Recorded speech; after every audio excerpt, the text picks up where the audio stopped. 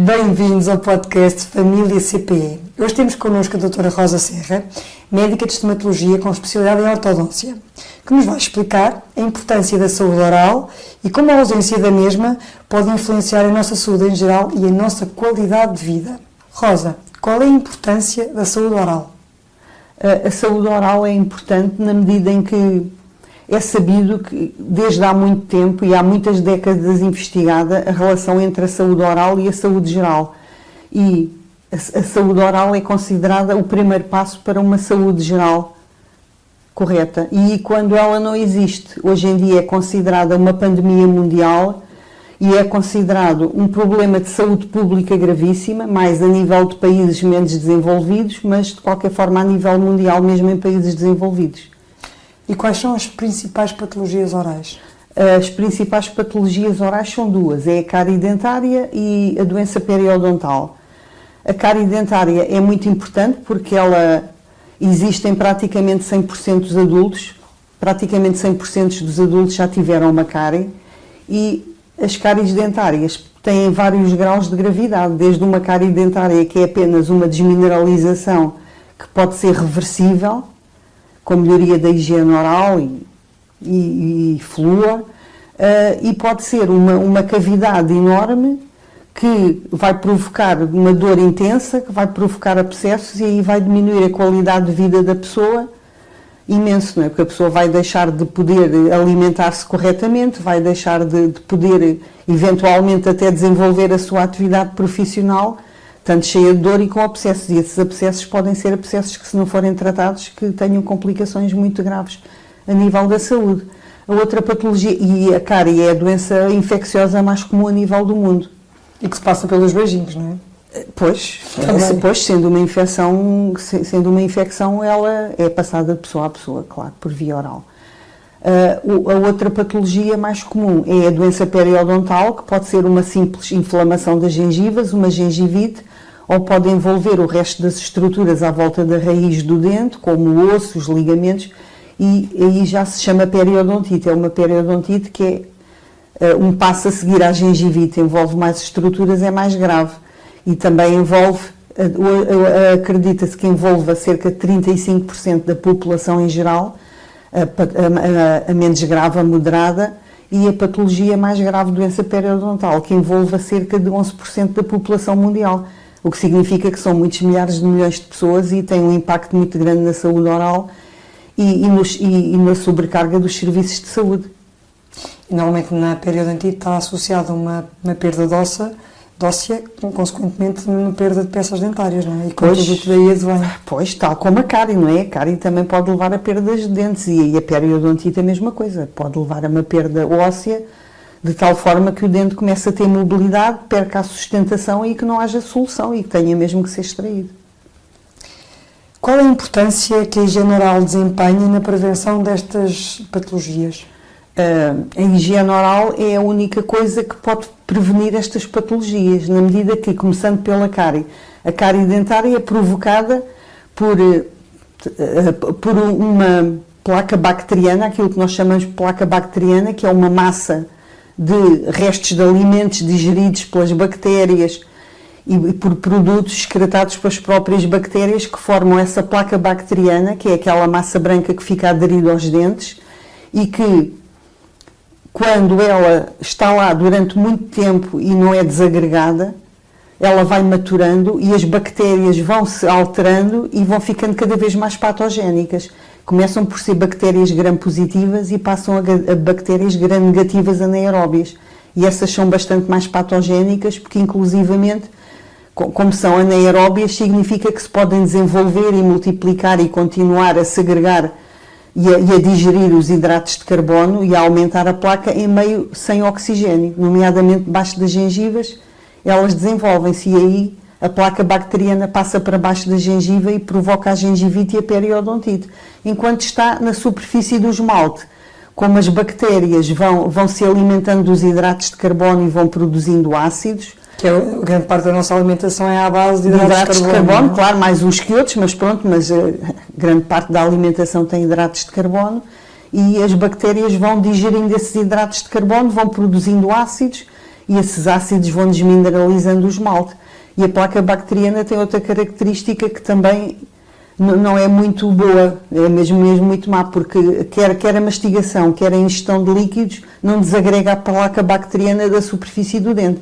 A única coisa que a desagrega é a higiene oral, com o fio dentário, com a escova, a escovagem.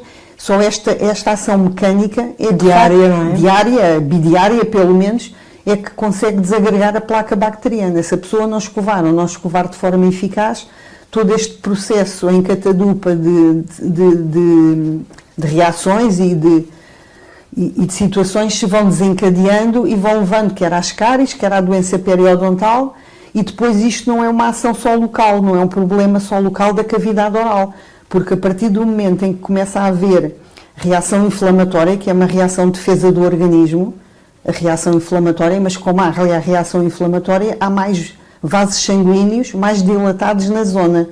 E isso tenta combater a inflamação, é uma defesa, mas por outro lado faz com que as bactérias e as endotoxinas das bactérias se possam disseminar por via sanguínea a todos os outros órgãos à distância. Provocando outro tipo de doenças. Provocando outro tipo de doenças ou predispondo ou agravando outro tipo de doenças. Por isso diz que não é possível haver saúde sem saúde oral, não é? Daí a saúde oral ter uma repercussão sistémica ao longe a todos os outros órgãos.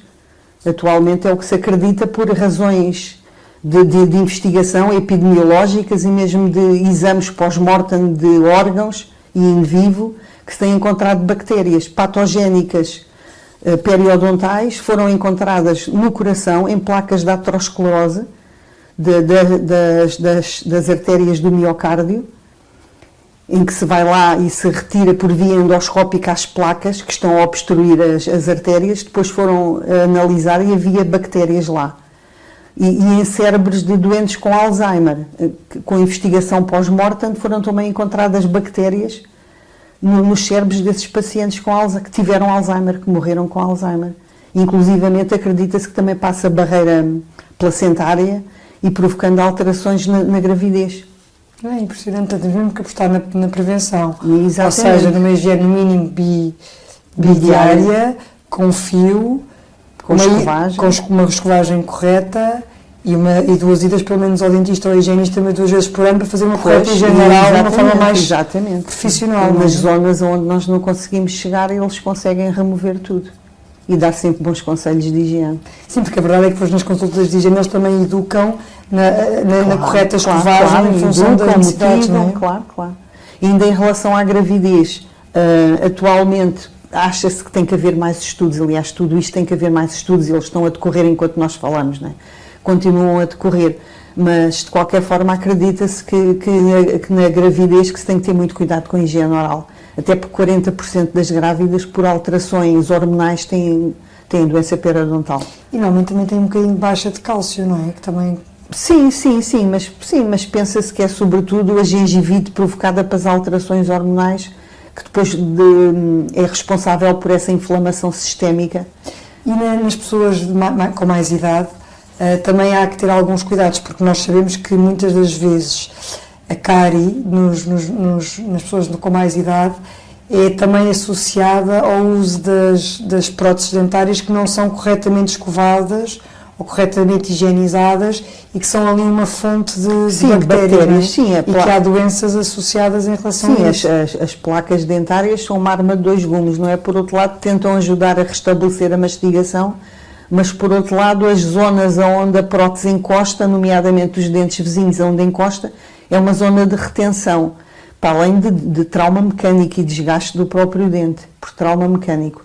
Mas se a pessoa não tiver o cuidado de em todas as refeições retirar a prótese, escovar e retirar todos os restos, ali é um foco de infecções de cáries. A diabetes é uma preocupação e uma patologia crescente. Qual a relação com a saúde oral? A relação com a saúde oral é enorme e é bidirecional, uma vez que os pacientes com diabetes têm 2 a 3 vezes mais doença periodontal que os grupos de pacientes não diabéticos. Por outro lado, a diabetes é uma doença que é muito menos controlada quando o doente tem doença periodontal. A doença não consegue ser controlada de forma eficaz, nem a doença, nem as suas complicações, quer as complicações cardiovasculares, quer as complicações oftálmicas, quer as complicações a nível do rim.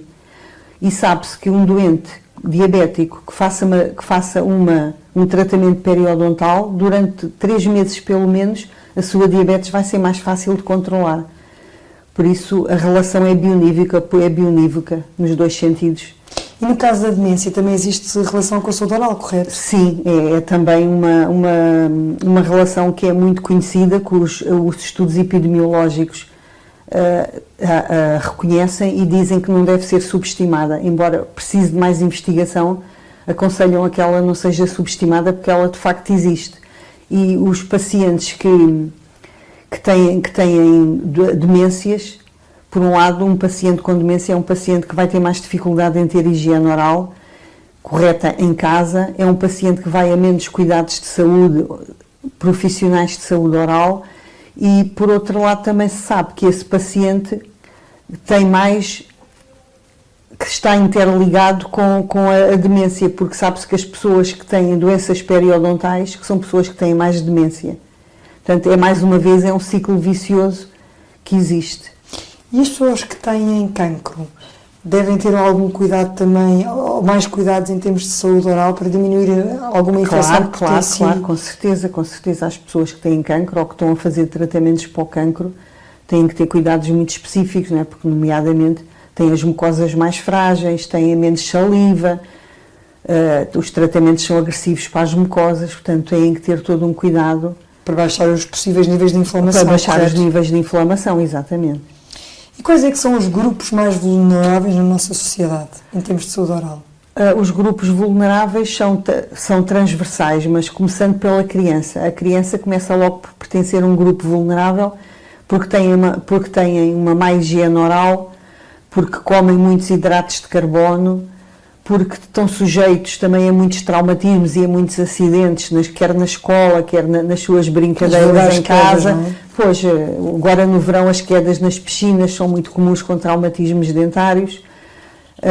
As crianças são sempre um grupo vulnerável. E nas escolas ainda não se implementa a higiene após almoço, que era uma coisa importante. Pois, não tem. O que eu ouço dizer é que a maior parte das crianças não são incentivadas a levarem escovas, muito antes pelo contrário, porque depois os professores acham que eles vão trocar as escovas entre si e que vai ser uma grande confusão. Podem trocar brinquedos e batons, mas escovas dentárias escovas não, porque como acham que não há supervisão nem condições para fazer isso. Portanto, o que me dizem sempre é que os pequeninos não têm condições. E nós também é preocupante, porque nós no programa de escolas da CPE, uma das coisas que nós nos apercebemos é que há muitas crianças na idade da primária em que os pais não fazem a higiene com eles, ou seja, que acham que eles são autónomos nesta idade, que ainda não o são, que ainda não têm a destreza correta manual, não é? E há muita falta de uma correta higiene, e que depois temos uma grande prevalência de cárie porque os pais acham que eles já devem ser autónomos e pronto, e nem sempre aderem quando nós pedimos para serem eles a escovar ou a supervisionar, porque acham que eles já são autónomos, já têm idade para isso. Eu acho que é uma coisa importante é os pais saberem que até aos 10, 12 anos têm que ter um papel ativo. E às vezes mais velhos. Mas pelo menos nesta idade, eu percebo que nós às vezes pais temos muita dificuldade de gerir tempo e gerimos prioridades, e às vezes achamos que os nossos filhos estão mais autónomos do que realmente estão. Porque a destreza manual de facto é uma coisa que se adquire ao longo da vida, com a experiência e com o crescimento. Mas diríamos as crianças? As crianças, os jovens adolescentes, não é, que começa logo porque as alterações hormonais induzem inflamações a nível das gengivas e gengivites. Por outro lado, os jovens também são muito avessos à escovagem. Nunca têm tempo? Nunca têm tempo, exatamente. E estão sempre à noite, estão sempre cheios de sono e nunca escovam os dentes, nem bem nem mal, muitas vezes. É impressionante como é que ainda é possível haver pessoas que não fazem uma escovagem, pelo menos os jovens é muito complicado, e também é complicado a gente convencer os pais que eles ainda não são autónomos e que precisam ali de uma rédea curta na hora de escovar os dentes. E quando temos os hábitos de álcool e de tabaco associados, pior ainda, não entramos por aí. Claro, não vale a pena, mas isso ainda é pior, claro. E os jovens também há o perigo, sobretudo os atletas.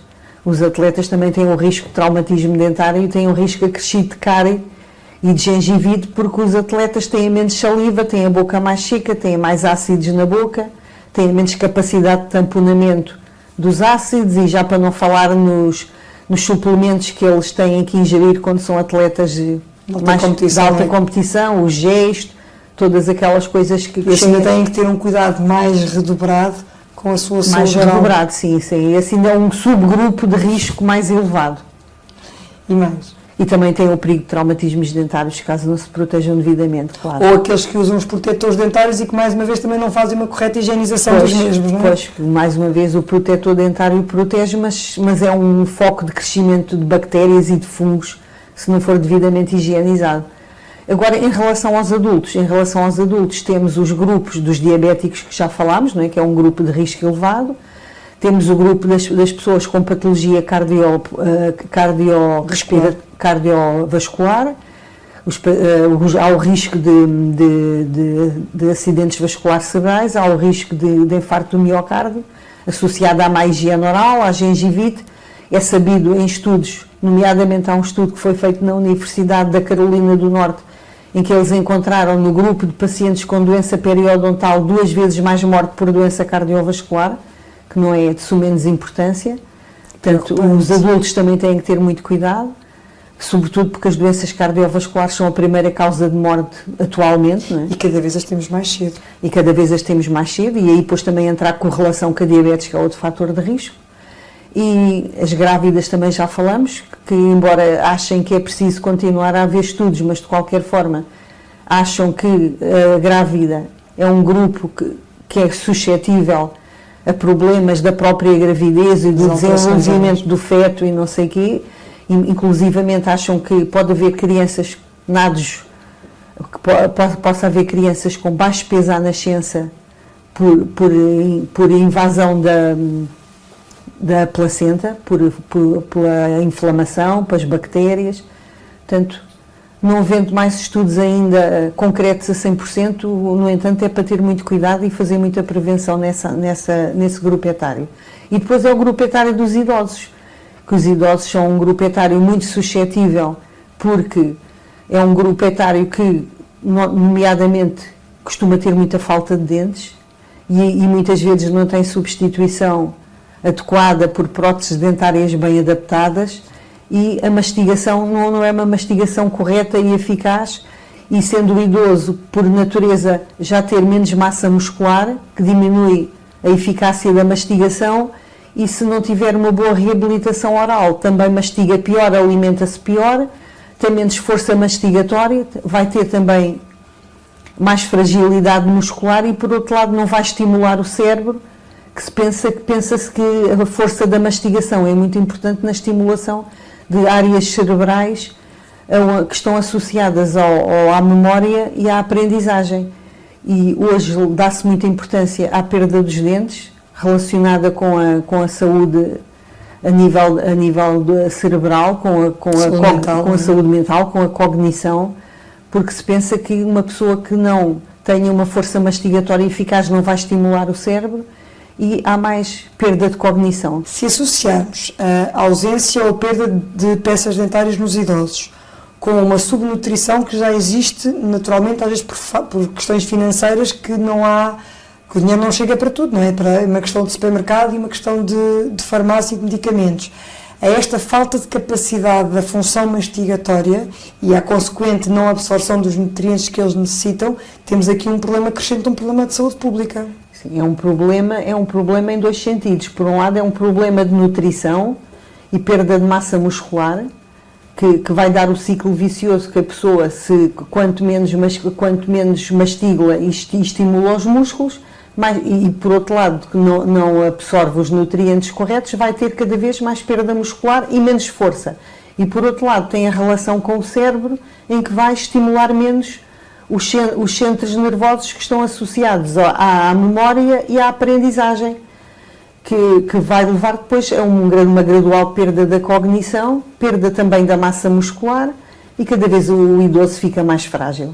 É porque normalmente o que acontece é quando ele tem estes problemas todos, cada vez opta mais por dietas mais moles e líquidas. Isto é um ciclo vicioso. É um ciclo vicioso, ingere menos proteínas, mais hidratos de carbono, estimula menos as terminações proprioceptivas dos músculos da mastigação, há menos estímulo cerebral, há menos estímulo do músculo, e isso gera uma sarcopenia, que é uma perda de massa muscular, não só ao nível dos músculos da mastigação, mas também a nível de todo o corpo, não é? E a Da sua pessoa saúde fica em geral, frágil, não é? claro, da sua saúde em geral. Que eles já por si já são E mais- da sua fragilidade, com perigo de quedas, com tudo isso que ocorre no idoso, porque depois é um ciclo vicioso terrível.